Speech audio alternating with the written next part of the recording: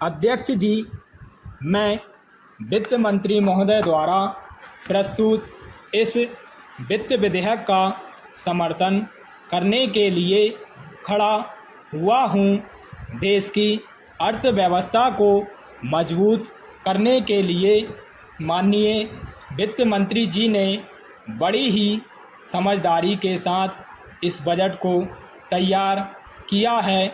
सस्ते दाम पर वस्तुएं उपलब्ध कराने और ग्रामीण क्षेत्रों में कल कारखाने स्थापित करने की ओर ध्यान देकर ग्रामीण क्षेत्र के युवकों को शहरों की तरफ जाने पर रोक लगाने का बजट में अच्छा प्रयास किया गया है।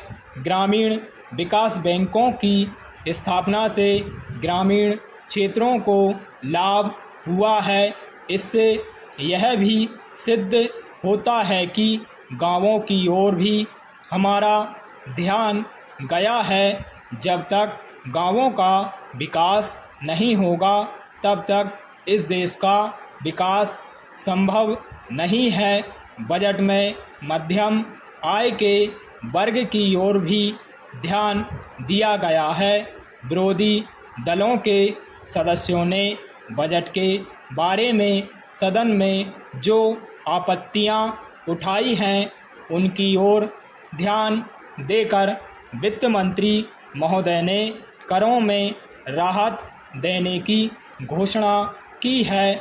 मैं उसके लिए मंत्री महोदय की सराहना करता हूं तथा उसका स्वागत करता हूं। आलोचना करना सरल है। देश में जो उत्पादन होगा तथा जो कर वसूल होगा उसी के द्वारा देश के हर क्षेत्र का विकास हो सकता है।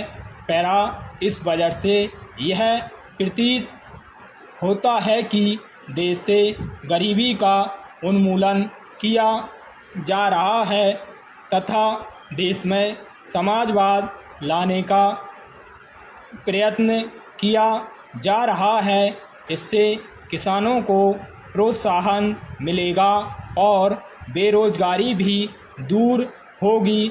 आम जनता को सस्ते मूल्य पर चीज़ें आसानी से उपलब्ध हो सकें तथा महंगाई न बढ़े, इस बात को ध्यान में रखते हुए यह बजट तैयार किया गया है। मैं मंत्री महोदय से और इस सदन में उपस्थित सभी सदस्यों से निवेदन करता हूं कि बजट में कुछ उचित संशोधन करने के लिए सरकार से अनुरोध किया जाए और उसमें बेरोजगारी तथा किसानों की समस्याओं के बारे में कुछ और अच्छे निर्णय लिए जाएं।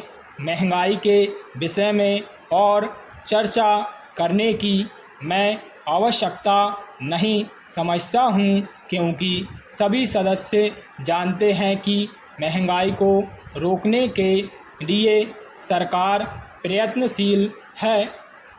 पैरा महोदय, बेरोजगारी समाज के लिए एक कलंक है। यदि इसे दूर करने के लिए उचित कदम नहीं उठाए गए तो क्या होगा, इसकी कल्पना मात्र ही डरावनी है।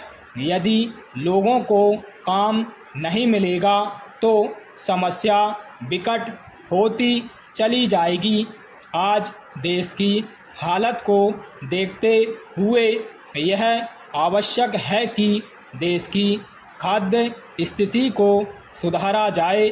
मैं आपको बतलाना चाहूँगा कि यदि खाद्य स्थिति सुधर भी गई तो जिन लोगों के पास पैसा नहीं होगा वह खाद्य सामग्री कैसे खरीद सकेंगे और अपना गुजारा किस प्रकार करेंगे। इसलिए यह आवश्यक है कि हम उन्हें इस योग्य बनाएं कि वे अपनी रोजी कमाकर खाद्य सामग्री खरीद सकें।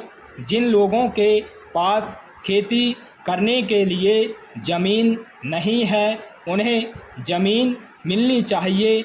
जिन लोगों के पास ज़मीन नहीं है, ऐसे लोगों की संख्या अधिक है। स्टॉप।